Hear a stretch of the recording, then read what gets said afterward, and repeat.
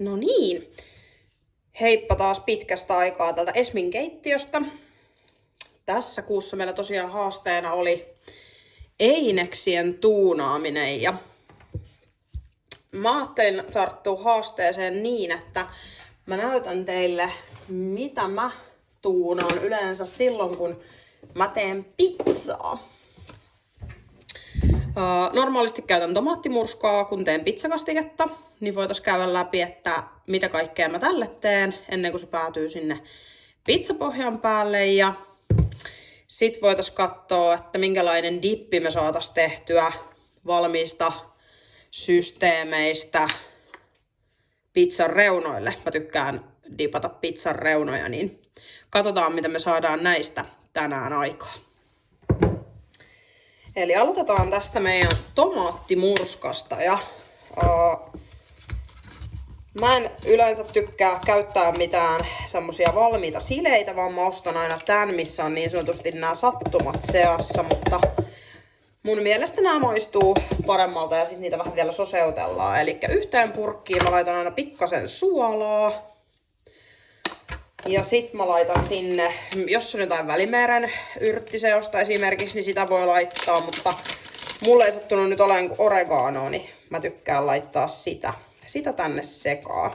Toki sit tietysti jos tykkää käyttää jotain vaikka valkosipulimurskaa, niin sekin on ihan fine. Sitten mausteiden jälkeen, kun on kaikki omat mieliteot mukana, niin soseutellaan tällä meidän soseuttimella ne kaikki sekaisin. Ja yleensä kun niitä mausteita sinne vähän lisää, niin ne vaatii myös mukaan vettä. Ja mä en sitä lisää yleensä ennen kuin sitten just kun tarvitaan pizzan levityksen vaiheessa, että näkee sitten, että paljon se on imennyt sitä nestettä. Eli mä teen tän ja mä laitan tän yleensä pariksi tuntia vielä maustuun jääkaappiin. Näin simppeli ja nopea oli tää mun tomaattimurska tehtynä.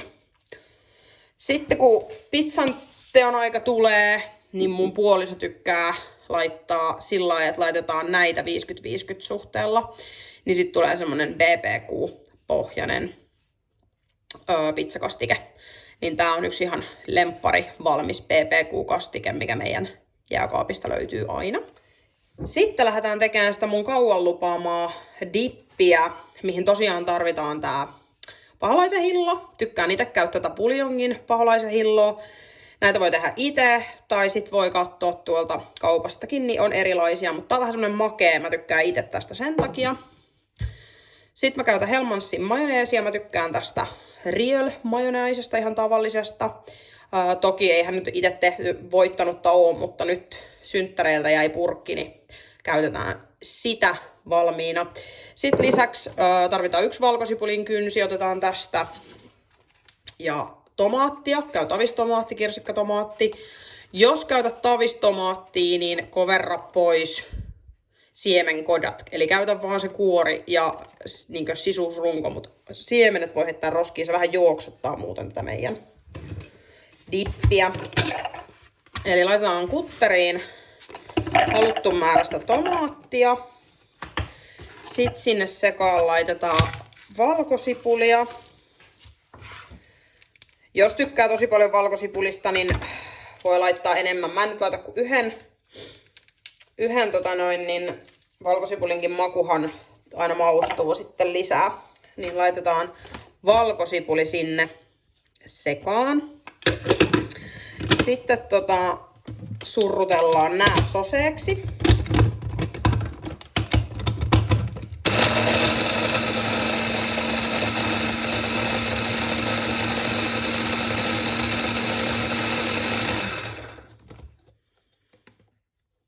Pikkasen vielä, saa aika hienoksi mennä.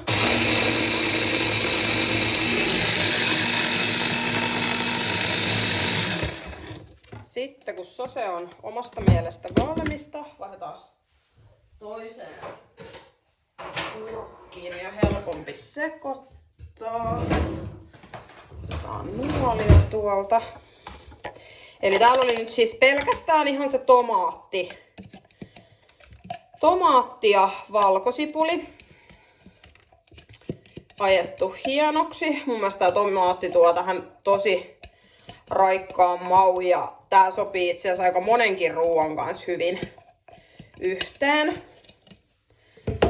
Ja sen jälkeen kun me ollaan lisätty tai saatu nämä tomaatit tänne kippoon, niin lisätään tänne pikkasen suolaa. Sitten lisätään vähän pippuria. Noin ikäästi. Sen jälkeen mulla on aina vähän tämmösiä ei-mitattuja versioita. Ja maistellaan sitten, mutta lisätään pari luskaa tätä paholaisen hilloa. Ja tässä välissä sekoitetaan. Oi kun tää on ihanan makeeta. Pieni tulisuus siinä. Ei ole liian tulinen ehdottomasti, jos et tykkää tulisesta, niin voit silti käyttää. Ja sen jälkeen lisätään tätä majoneesia. Ja majoneesi lisätään aina viimeisenä. Sen takia, ettei tää lähde juoksettuun tää meidän dippi. Eli sitten kun majoneesi on täällä, niin en suosittele kauheasti sitä enää sit sekoitteleen sen jälkeen. Ja sit jos haluaa tästä ihan semmosen sileen, niin ton paholaisen hillon tietysti voi myös sitten ajaa sekasin ton tomaatin kanssa. Mä laitan ihan pikkasen majoneesia lisää, koska tuli aika löysää, kun mulla oli nyt vaan noita kirsikkatomaatteja, niin se vähän löysyttää, kun sieltä ne nesteet tulee. Siksi suosittelen aina käyttää pelkkää sitä isoa tomaattia ja kuorta, koska muuten tulee aika löysä. Ja sitten maistetaan, miltä maut maistuu ja katsotaan, jos päästään syömäpuuhiin. Aika hyvä. Laitetaan vähän paholaisen hilloa lisää. Ja ihan pikku pippuri ja suola vielä.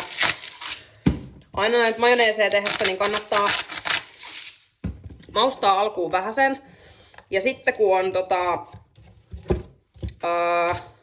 antanut sen vähän aikaa maustua, niin sitten sen jälkeen lähtisin vasta maustaa lisää. Eli antaa vähän aikaa sen maun tekeytyä ja katsoo sit mikä se tilanne on, mutta katsotaan kohta pizzatuuniin ja nähdään miten tää muotoutuu pizzatikkujen kanssa.